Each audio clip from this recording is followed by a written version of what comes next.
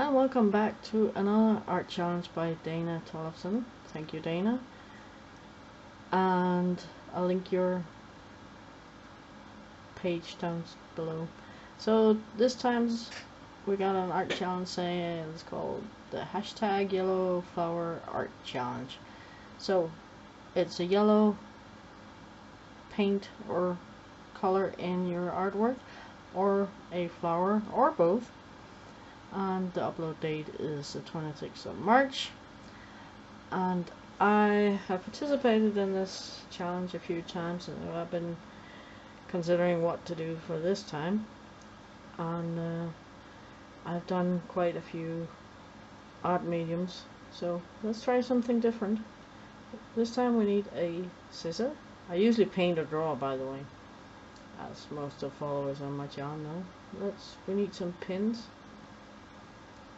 And we need glue and a cork board with some plastic cover on, and we need another cork board, this time with a plastic mold on top.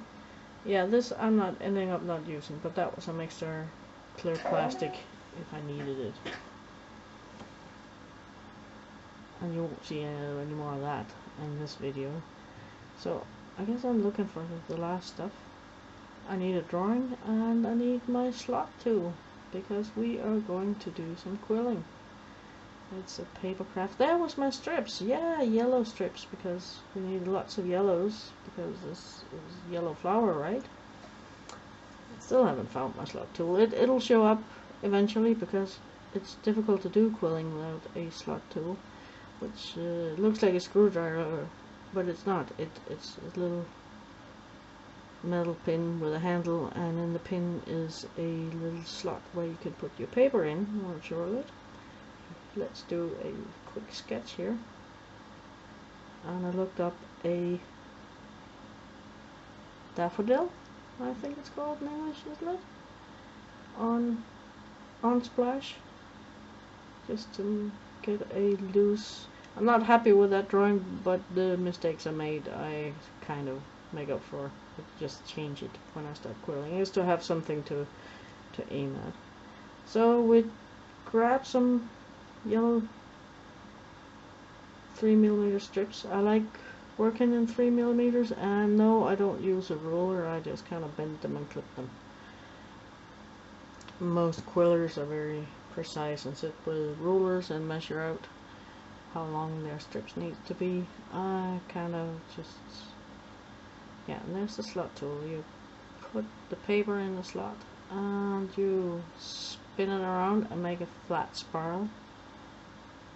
And yeah, this is actually real time. Most of the video is sped up, but I did this pretty much in real time.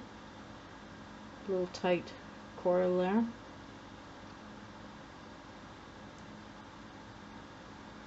Until there's no more paper, and pull it off. Yeah, that one popped out a little bit in the middle, because it's been a long time since I've done this. So in that shaper it goes, let it relax a little bit, let it expand a little.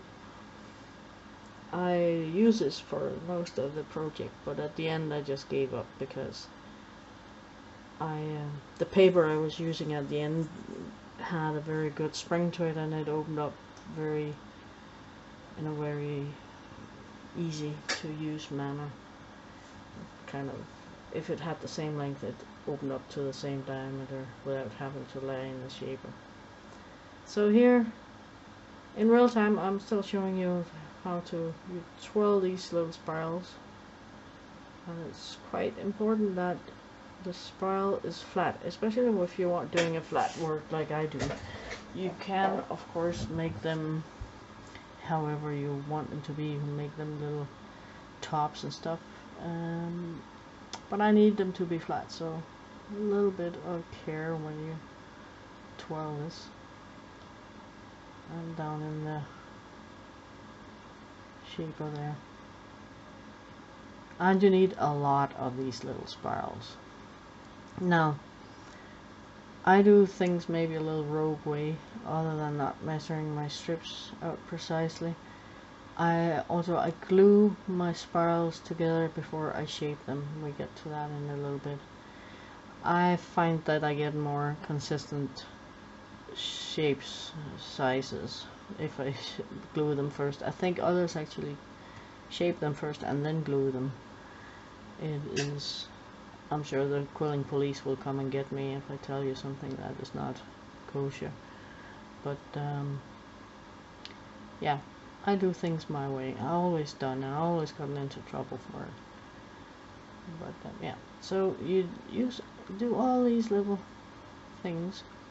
Now this used to be the hobby of fancy people with not enough to do and too much time on their hands, so you can feel a little royal when you do this. But it's kind of like knitting, or yeah, I'm trying to decide where to start. It's kind of like knitting and other hobbies. You can either, yeah, I think I said this, you can get sets, and you can get instructions for exactly how to do this, or you can do it like me, go rogue, just do your own thing. It's an open invitation to do things however you like them. It's like knitting or needlepoint. It's the same concept. This feels like a little bit of a puzzle you make up as you go, because you fit all these little shapes together and you glue them together, and it's like a puzzle you make up as you go, because you need to fit your shapes to fit within the lines. And yeah, you use the pins to hold things down until the glue is dry and you're more or less finished. Especially the glue part is important, so it can force it into shapes and stuff, and then when you glue more things onto it, it will end up sticking together in the shape you want it. So yeah, so that's pretty much it. Twirl and shape, and twirl and shape, and glue and stick the whole thing together, and change color when you need to change color. And it's a lot of fun. You can get quilling equipment for not a lot of money. I spend most of my money on this on the strips, because like any other art material, the paper strips comes in a lot of different qualities. And I actually went to my old job that I had 15 years ago or so. The shop is still there, and I got these quilling strips there because the owner there, she doesn't compromise with quality, so I know that this is likely the best paper you can get for quilling, especially in terms of light fastness. And the paper is colored through the pulp, which is kind of important when you consider that you're actually only watching the cut side of the paper. So if you have paper that is only surface treated with color, you get a white side that turns up, and that's not good for quilling. I found this paper a little on the stiff side compared to what I have used before, but it was quite okay, and I liked the color. There was a good color range of colors to choose from when I was at the shop. And idiot me, I'm using the 3mm strips mostly, but at the shop I bought some other widths as well. And the greens I didn't buy in 3mm, I bought them in all kinds of other sizes, but I had not green in the same brand of paper, but I actually had some old quilling strips lying around, so the green leaves are done with a different kind of paper, which I actually ended up liking better, the light fastness is maybe not the same, but it's the paperweight is a little lower, so it and it sprang back in a nicer way, I think. So I think that's a bit of a trade-off. Yeah, I'm just pinning everything down as I go here. Stick and glue and twirl and stuff, and I sped this up quite a bit. The whole thing took about 4 hours to finish. And that glue I bought at my old work as well. And I don't like the glue, I don't like the glue bottle. Especially I think the bottle, because the nozzle is way too big for this. And my clumsy fingers, I sat here with glue everywhere on my hands afterwards. And yeah, I need to find a better bottle with a better nozzle. I know what kind of glue is in there, and I can buy that separately for a lot less than what I paid at her store. So yeah, lots of yellow little strips here. I think they're like 4 inches long or so, and just loosely clipped, cut out. So yeah, I guess I should find a little bit of music, because it's kind of the same thing. So I change colors and stuff. For the center piece, the stamina and stuff in the middle, I did cut some shorter strips to make the little twirls in there. So put none of that, 12, glue, stick together, pin it down.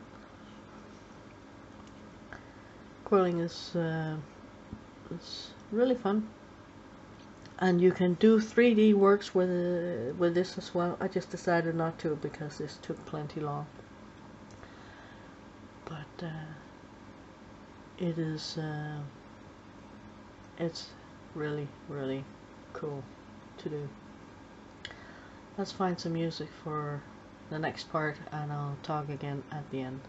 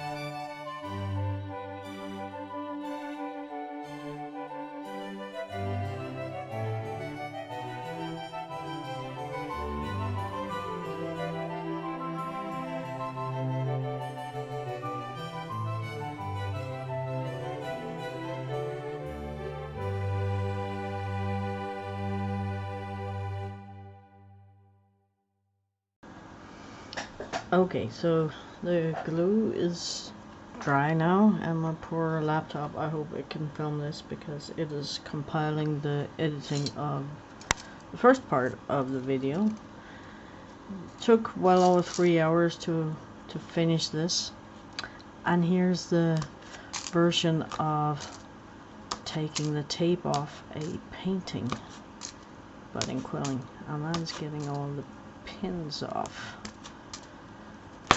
So we can see what we got underneath. I have been looking at it while it was drying, and there's a couple of things I would have done different, but I'll not torture you with it.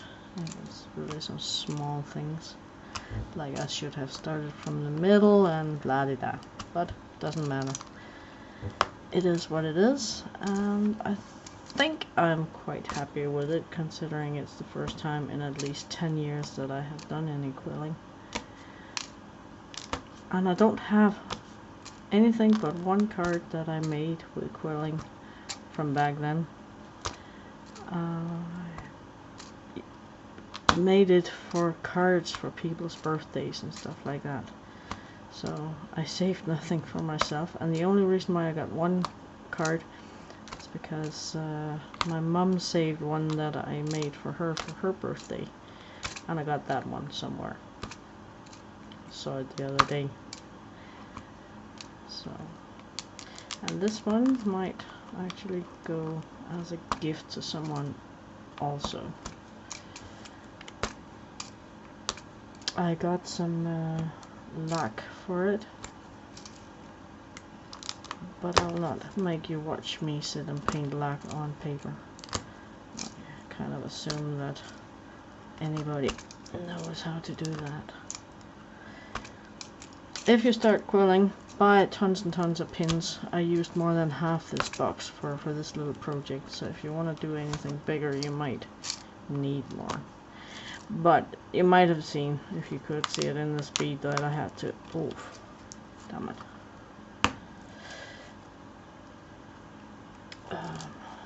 use too much glue. Once one piece is dry, you can take the needles off and use them elsewhere. It's also another option. I used way too much glue. I didn't like that bottle of glue. I need to find one with a finer tip. It gives off too much. It's too hard to control.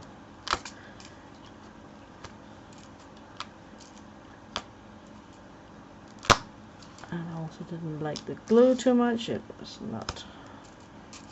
I know exactly what kind of glue it is because I worked in the company that sells it, so it's kind of funny. Okay, and because I've used too much glue, I have to lift it off carefully here. It is a little glued onto the plastic, but oh, that's a lot of glue here. That will not be so visible once I've given it the lac, varnished it. There's one here that is sticking out a bit. So yeah, that is okay. I got some thread here that I could, so you can put a thread in it and hang it up as an ornament because it looks good from both sides. And yeah, I'll show you. Just white paper underneath. Very delicate paper ornament, really fun. You can do this as a hobby, and where you buy designs that you follow instructions for, just like you do with needlework or something, or knitting, or you can do it as I did, just do your own stuff. Thank you for watching. I'm off to finish edit this, upload it, and go see what everybody else did for this challenge. Thank you for watching. Bye bye.